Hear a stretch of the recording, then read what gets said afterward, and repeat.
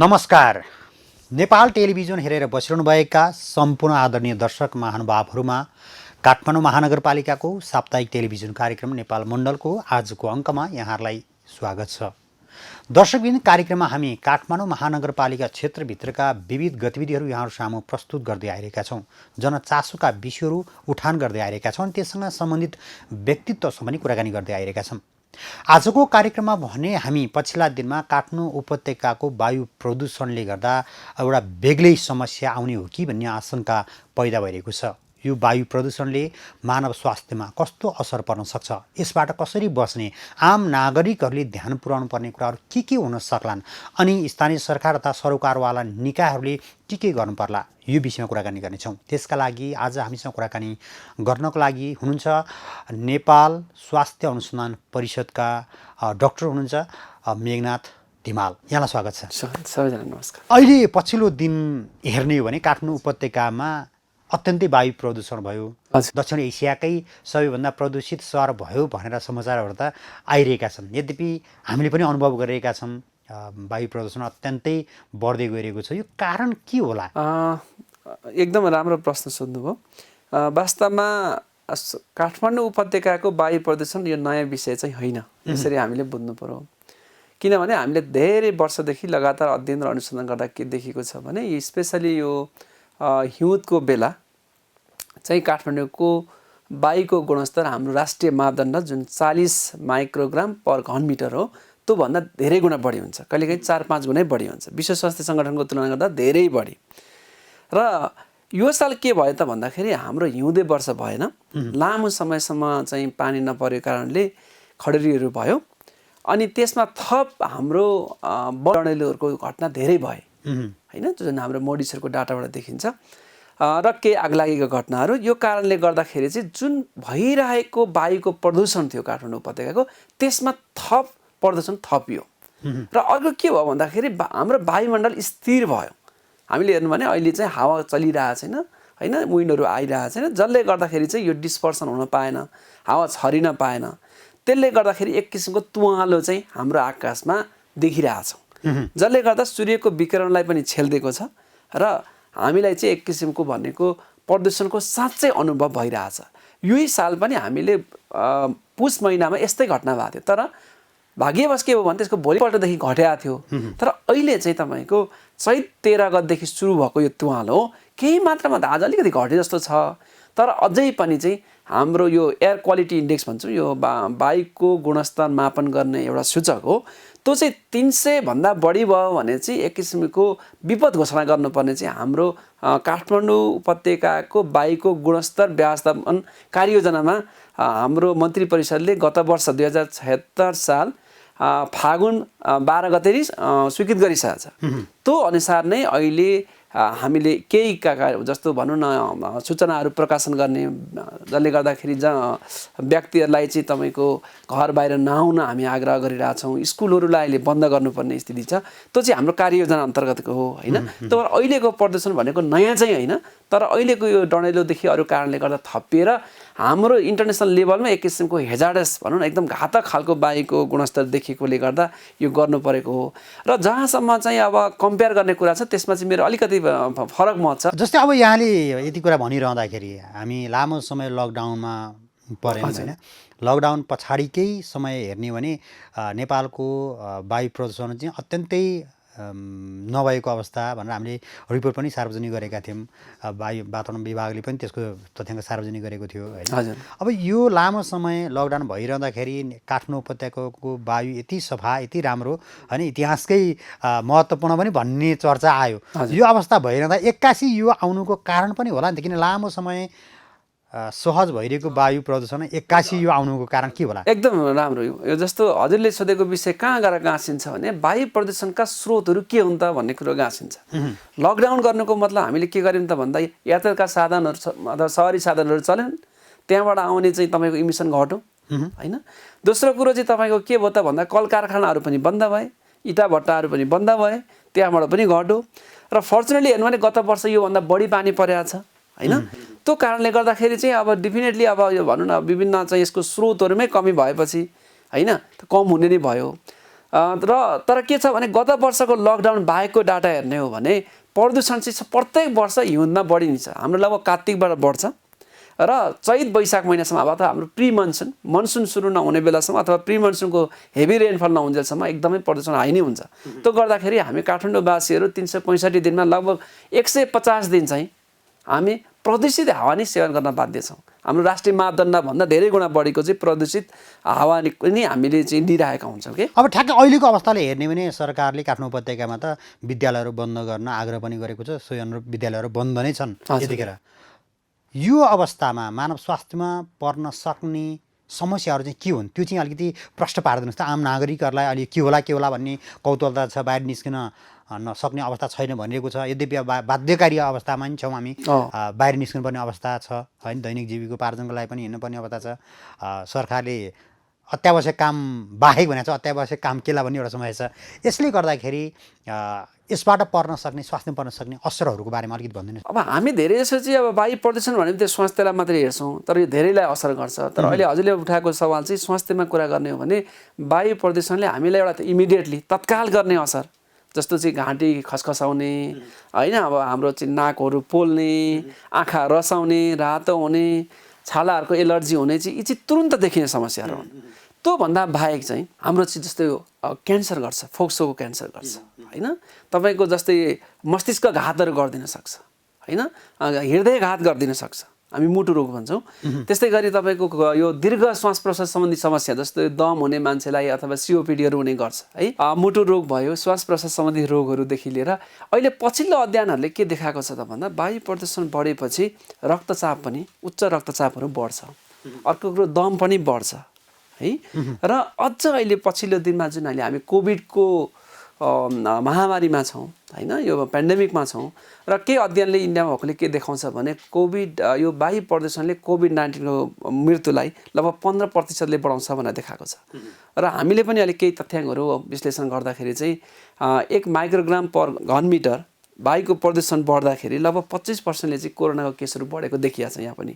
त्यो गर्दाखेरि यो वायु प्रदूषणले चाहिँ मैले भन्न खोजेको के हो भने एउटा चाहिँ सङ्क्रामक रोगहरू कोभिड-19देखि लिएर नसर्ने रोगहरू र अर्को भनेको चोटपटकहरू, दुर्घटनाका घटनाहरूलाई पनि बढाइदिन्छ।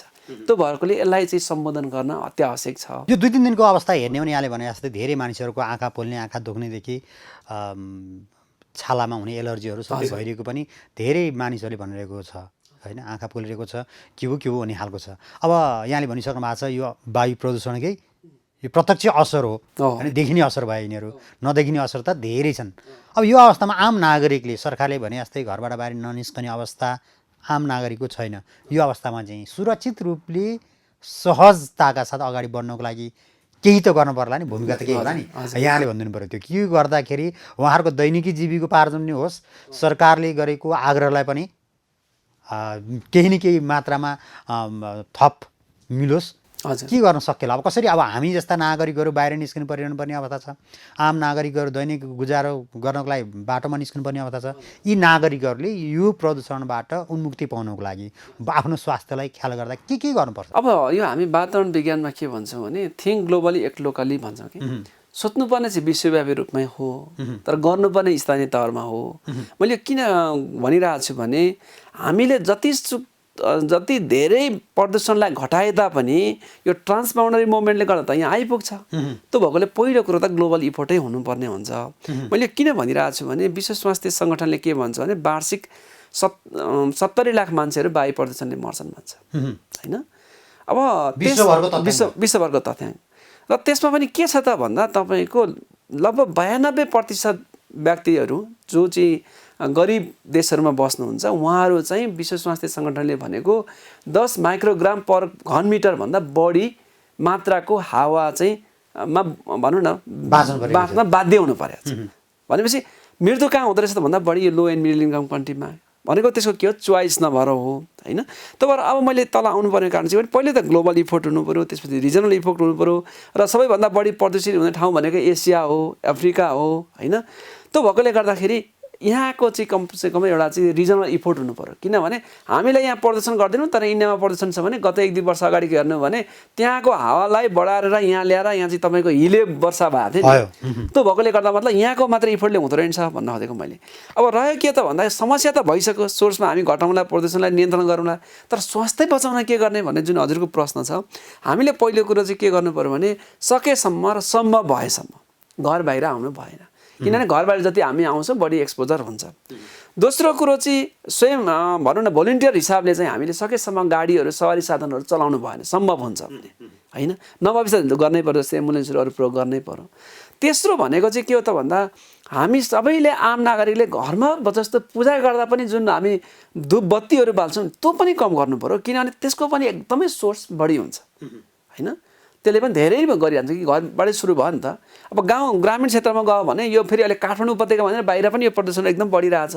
घरभित्रै फेरि धुवाहरू चाहिँ दाउराहरू बाल्नुपर्ने छ होइन बाध्यता छ भनेपछि सकेसम्म हामीले कसरी विकल्प छ भने विकल्प हुन्छ चाहिँ कम गर्नु पर्यो तेस्रो बाहिर आउनै पर्यो भने जस्तो NK95 मास्कहरू जुन हुन्छ त्यसले चाहिँ ससाना धुलाका कणहरूलाई छान्न सक्छ जुन हामीले लाउने सर्जिकल मास्कले सक्दैन त्यो प्रयोग गर्नु पर्यो होइन अर्को भनेको यो प्रदूषणको सबैभन्दा मस्ट भल्नरेबल होइन सबैभन्दा सफर हुने ग्रुप भनेको चाहिँ तपाईँको बालबच्चाहरू गर्भवती महिलाहरू वृद्धहरू जो पहिले नै श्वास प्रश्वास तथा मुटुको रोगीहरू हुनुहुन्छ उहाँहरूलाई चाहिँ कमसेकम हामीले घरभित्रै राख्नु पर्यो होइन त्यो गरियो भने कमसेकम हामीले यो मस्ट भल्नरेबल पपुलेसनलाई बचाउन सक्छौँ अब अर्को भनेको चाहिँ जस्तो हामी सवारी साधनहरू त चलाउनु पर्ने हुन्छ जस्तै सकेसम्म हामीले के भनेको छ त भन्दा यो बाइकको गुणस्तर व्यवस्थापन कार्ययोजनामा भोलिन्टियरली सकेसम्म सवारी साधन नचलाउनु भन्छ चलाउनु त पर्यो अनि जस्तो ट्राफिक लाइटहरू छ अहिले काठमाडौँमा होइन काठमाडौँ उपत्यका कुरा गर्दा हामी त्यहाँ ट्राफिक लाइट बल्ने बित्तिकै 180 देख्छौँ भनेको 180 सेकेन्डसम्म त त्यो गाडी रोक भने अन्त करिब 3 मिनट भने हामी एउटा भनौँ न एउटा नागरिकको हैसियतले हामीले के गर्नु पर्यो भन्दाखेरि त्यो 3 मिनट त गाडीको स्विच अफ गरेर बस्न सक्छौँ नि त स्टार्ट अफ गरेर बस्न सक्छौँ नि इमेजिन गर्नुहोस् त काठमाडौँमा भने 10 लाख गाडी कुदिरहेछन् 3 मिनट रोक्ने हो भने होइन त्यस्ता 3 मिनट धेरैचोटि गाडी रोकिन्छन् त्यहाँबाट पनि हामी धेरै घटाउन सक्छौँ किनभने सोर्सलाई त घटाउनु पर्यो नि त त्यो गर्नुपर्ने भयो होइन अर्को भनेको चाहिँ अलिकति हाम्रो चाहिँ यो अब प्लानिङ गर्दै सहरी योजनाहरू बनाउँदाखेरि हरियालीलाई चाहिँ प्रवर्धन गर्नु पर्यो किनभने हामीलाई पाउने त अक्सिजन चाहियो कार्बनलाई सिन गर्नु पर्यो त्यो भनेको हरियाली बढाउनु पर्यो नि त तर हामी कहाँ त सडक विस्तारका नाममा हेर्ने भने त भएका रुखहरू पनि काटेर अनि अब के छ भन्दाखेरि हामीले पूर्वाधारमा एकदमै महत्त्वपूर्ण हामीले चाहिँ अब ध्यान दिनुपर्ने आवश्यक छ हाम्रो त के छ भन्दाखेरि तपाईँको सडक विभाग आउँछ एउटा पिच गर्छ अनि फेरि तपाईँको ढल आउँछ खन्छ अनि फेरि खानेपानीकोले अर्को आएर खन्छ होइन त्यही गर्दाखेरि चाहिँ मान्छेको त्यो एक किसिमको कोअर्डिनेसन नभए जस्तो देखिन्छ नि तर एउटा राम्रो पक्ष के छ भन्दा अहिले चाहिँ अन्डरग्राउन्ड सिस्टमबाट चाहिँ टेलिफोनको लाइनहरूदेखि लिएर बिजुलीको तार लाने होइन पानीको यो पाइपहरू जुन छ नि त्यो गर्दा एकीकृत रूपमा गर्न सक्यौँ भने इन्टिग्रेट रूपमा गर्न सक्यौँ भने त्यसले पनि एटलिस्ट धुलोका कणहरू यो सस्पेन्डेड पार्टिकुलेट म्याटर भन्छ अथवा ठुल्ठुलो धुलोका कणहरू त्यसलाई चाहिँ न्यूनीकरण गर्न सक्छ अब यहाँले भनिसक्नु भएको छ होइन हामी हरियाली प्रवर्धनका कुराकानी गरिरहँदाखेरि काठमाडौँ महानगरपालिकाले हरियाली प्रवर्धनका लागि खर्च गरिएको छ सरकारवाला निकायहरू अथवा सङ्घ सरकार मातहत रहेका विभिन्न मन्त्रालय यहाँ भनिसक्नु भएको छ सडक विभागले आज ढल खनिदिन्छ मेलम्ची ल्याएर अर्को बाटो खनिदिन्छ फेरि टेलिकम ल्याएर अर्को बाटो खनिदिन्छ त्यो समन्वय नहुँदाखेरि त्यस्ता हरियाली प्रवर्धन गर्ने काममा रुख कटान भइरहेको छ अब अहिले हामीले सडक विस्तारकै क्रममा हेर्ने भने चक्रपथ कलङ्कीदेखि चाबेलसम्मको जति पनि हिजो चक्रपथमा हरियाली रुख थिए ती सबै काटेर ध्वस्त भइसकेको अवस्था छ एउटा तह रुख रोप्न लाग्ने अर्को तह रुख काट्न लाग्ने यो अवस्थाले गर्दाखेरि पनि त समस्या त झन् जटिल हुँदै गयो नि होइन एकदम तपाईँले भन्छ हामी वातावरणविदहरूलाई चाहिँ विकासका विरोधी भन्छन् होइन हामी के लेख्यो भने विकास चाहिन्छ भन्छौँ तर सँगसँगै वातावरणलाई बचाउँ भन्ने हो र यसले पनि एउटा के हामीलाई चाहिँ देखायो भन्दाखेरि यदि वातावरण संरक्षण गर्न सकिएन भने होइन विभिन्न खालको चाहिँ विपद आउँदो रहेछ भन्ने चाहिँ देखायो नि त एक्जाम्पल कमसेकम यो 3-4 दिनमै बन्द हुँदा कति फ्लाइटहरू क्यान्सल भए कति यातायातका साधनहरू चलेनन् होला होइन कति व्यक्तिहरूको चाहिँ आफ्नो जीविकोपार्जनका कामहरू रोकिए भनेपछि एक किसिमको विपदै हो नि हो हामीले घोषणा गर्नुपर्ने पनि स्थिति थियो होइन होला हामीले अलिकति कम गर्नलाई स्कुलसम्म मात्रै बन्द गर्ने कुरा गऱ्यौँ अझ योभन्दा बढो भनेदेखि घोषणै गरेर काम गर्नुपर्ने हुन्छ जुन चाहिँ कार्ययोजना मन्त्री परिषदले पनि पास गरेको छ त्यो भएकोले गर्दाखेरि यो स्पेसली इन्भाइरोमेन्ट एस्पेक्टलाई चाहिँ वातावरणीय पक्ष र सवालहरूलाई चाहिँ विकास निर्माणमा चाहिँ सँगसँगै लानै पर्छ त्यो भएर हजुरले भन्छ रिङ रोडमा पहिलेका जुन त्यो रुखहरू काट्यो भन्दा त्यसको विकल्प त बनाउनु पर्थ्यो नि त।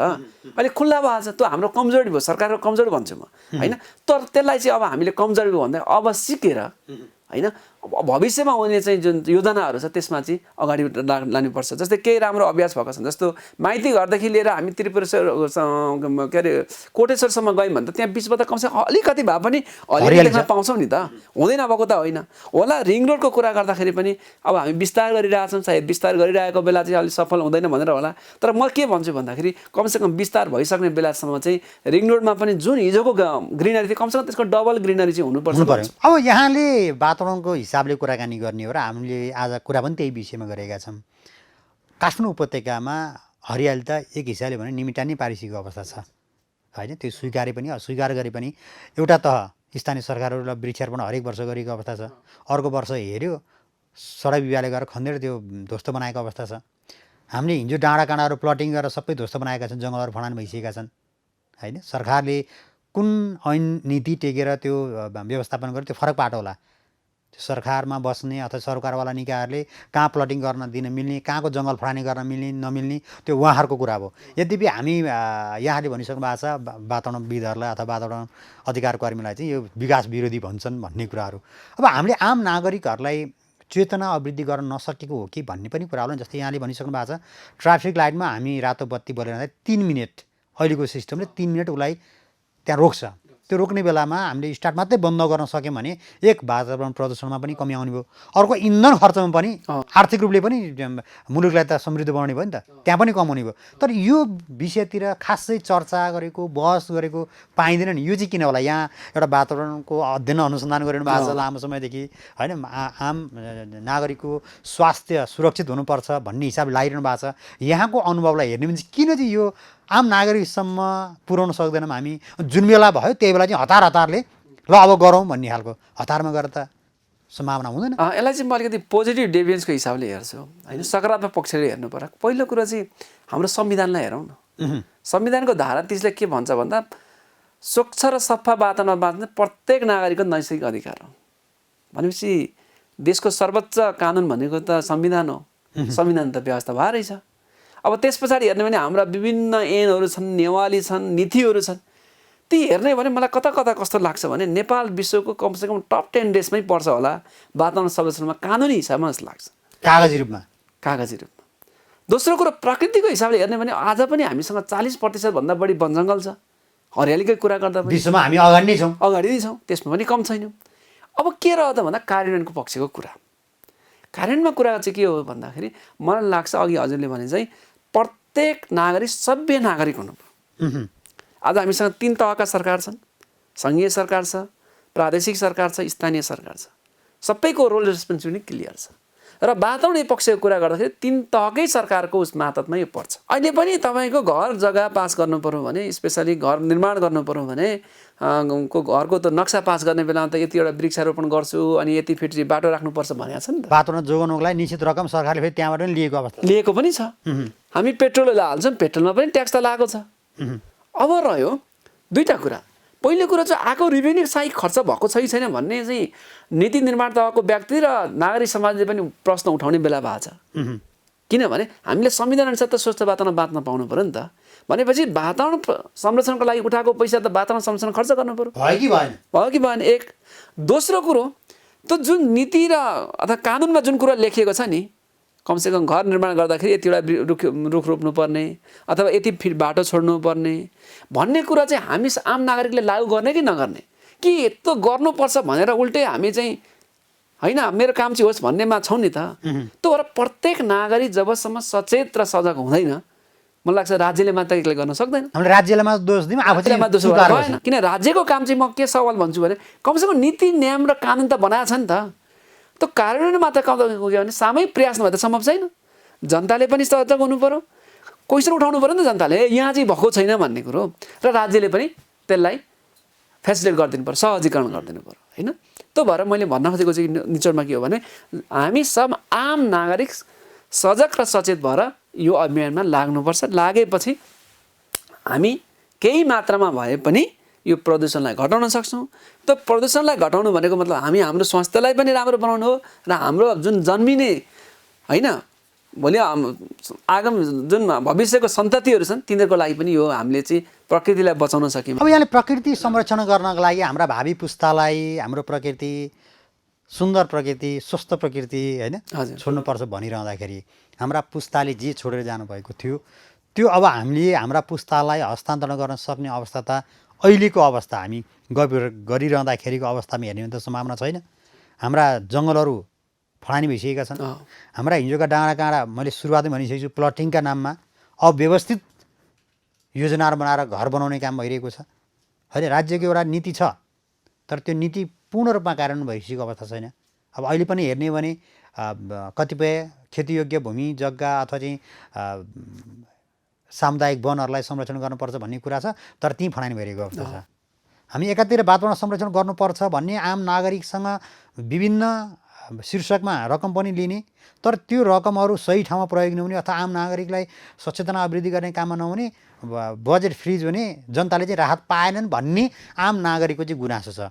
अब यहाँहरूको अनुसन्धान गरिरहँदाखेरि होइन यहाँहरूले अब जनताको स्वास्थ्यको लागि के गर्ने भन्ने अनुसन्धान स्वास्थ्य अनुसन्धान परिषदले त पक्कै पनि काम गरिरहनु भएको छ। यहाँहरूको अनुसन्धानले चाहिँ के भन्छ जनताले चाहेको जस्तो काम भइरहेको छ स्वास्थ्यका हिसाबले होइन अथवा समन्वयकारी निकायहरूले समन्वय नगर्दाखेरि यहाँहरूले गरेका रिसर्च अथवा अनुसन्धानहरूले कार्यान्वयन आउन सकेनन् हुन सक्ला नि त। नेपालमा त रिसर्च धेरै हुन्छ तर ढड्डा फर्केर घरमा थन्किन्छ त्यो अवस्था हो कि के हो यो? होइन म यो वातावरण स्वास्थ्यको अथवा यो जनस्वास्थ्यको एउटा अध्येताको हैसियतले म फेरि सकारात्मक पक्षबाट सुरु गरेँ।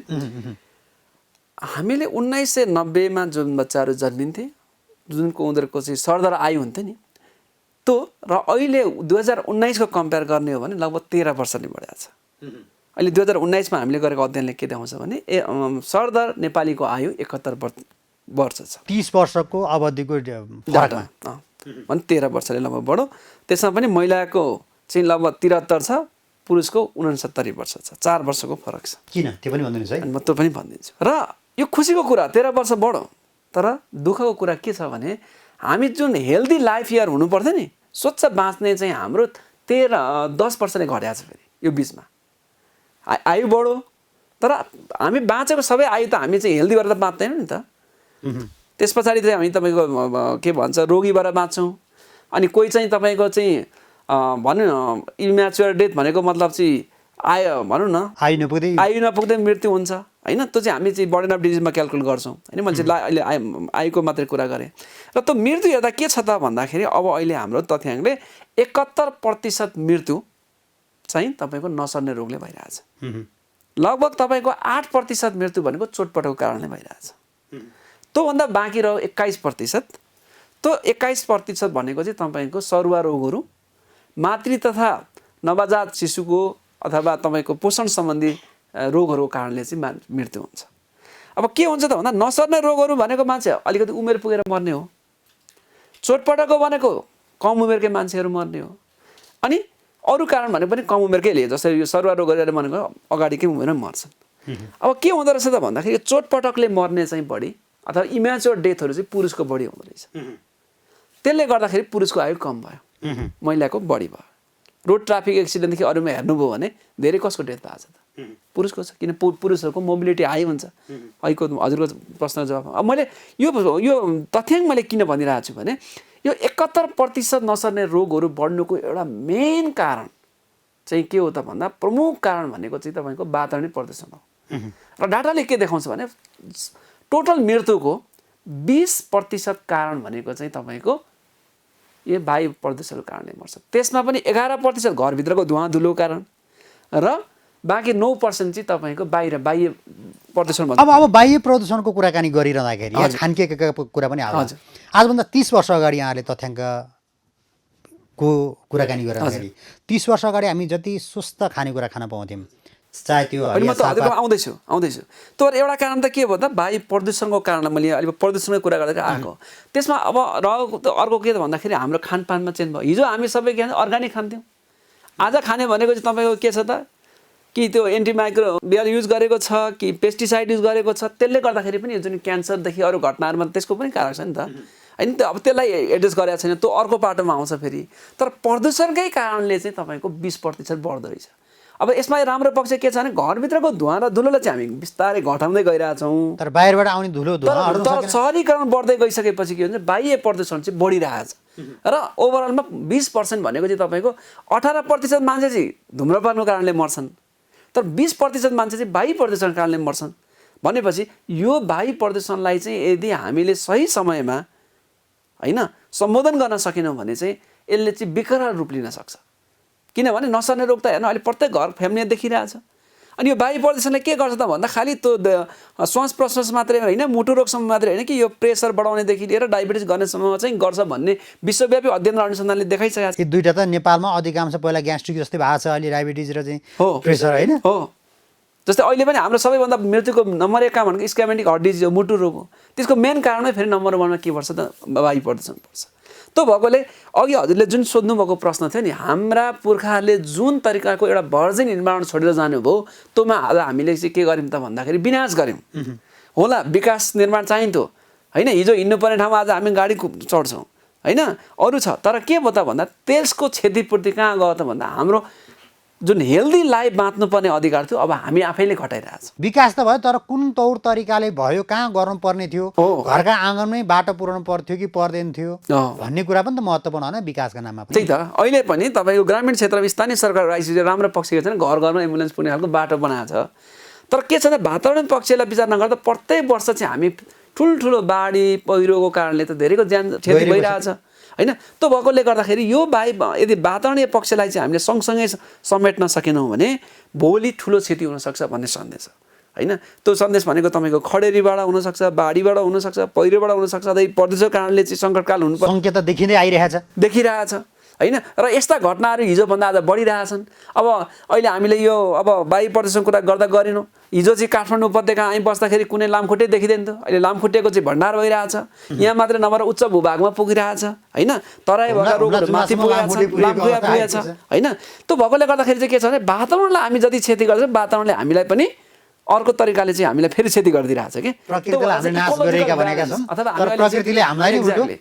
तर अहिले हामी के भन्छौँ प्लानेटरी हेल्थको रूपमा हेर्नुपर्छ भन्छ होइन इभन कति रोगहरू के हुन्छ त भन्दाखेरि जङ्गली जनावरहरूबाट चाहिँ ह्युमनमा आएको छ एचआइभी एड्स चाहिँ हेर्नुहोस् न अथवा इभन अहिलेको कोभिड-19 पनि त्यही कुराहरू आइरहेछ नि त स्पिल ओभर इफेक्ट भन्छौँ कि हाम्रो किनभने वासस्थान नाश हुँदै जान्छ जङ्गली जनावरहरूको अरूको त्यस पछाडि तपाईँको ह्युमन र एनिमलको इन्ट्राक्सन हुन्छ त्यस पछाडि चाहिँ हामी ह्युमनमा चाहिँ नयाँ नयाँ रोग आउँछ सार्स हुनसक्छ अरू हुनसक्छ होइन त्यो भएकोले गर्दाखेरि हामीले प्रकृतिलाई बचाउनतर्फ चाहिँ ग्लोबली रिजनली नेसनली र लोकली लेभलमा सबैको चाहिँ सामूहिक प्रयास चाहिन्छ भन्ने हामीले मात्रै गरेर भने सबै एकजुट भएर जोगाउन सक्यौँ भने वातावरण प्रदूषण रोक्ने मात्रै होइन हाम्रो म नभनिकन हामी भन्ने तरिकाले अगाडि बढ्नु पर्यो हामी भनेको मतलब फ्यामिलीमा समुदायमा विश्वमा सबैतिर समय दिनुभयो यहाँलाई धेरै धेरै धन्यवाद धन्यवाद दर्शकबिन पछिल्ला केही दिनमा काठमाडौँ उपत्यकामा वायु प्रदूषणको मात्रा अत्यन्तै डरलाग्दो अवस्थामा आएको भन्ने सार्वजनिक भइरहँदाखेरि नेपाल सरकारले विद्यालयहरू बन्द गरेको अवस्था छ योभन्दा अझै जटिल समस्या आउन सक्छ कि भन्ने सङ्केत पनि देखेको छ हामी आशा गरौँ यो अवस्था हामीले भोग्न परोस् यसलाई तपाईँ हामी सबैले एकजुट भएर हामी भएर चाहिँ सोचेर यसलाई न्यूनीकरण गर्नको लागि आफ्नो तबका र तहबाट काम गर्न सक्यौँ भने पक्कै पनि हामीले हाम्रो क्षेत्रमा हाम्रो गाउँमा हाम्रो देशमा वायु प्रदूषण न्यूनीकरण गर्नको लागि एउटा महत्त्वपूर्ण कडेका रूपमा हामीले काम गर्न सक्छौँ आज हामीले वायु प्रदूषणसँग सम्बन्धित रहेर केही कुरा यहाँलाई जानकारी गराउने प्रयास गऱ्यौँ आजको कार्यक्रमको निर्धारित समय सकिएको छ आगामी साता नयाँ विषय र प्रसङ्ग लिएर आउने नै छौँ तबसम्मका लागि सम्पूर्ण टिमसहित म वैकुण्ठ भण्डारी बिदा चाहन्छु नेपाल टेलिभिजन हेर्दै गर्नुहोला नमस्कार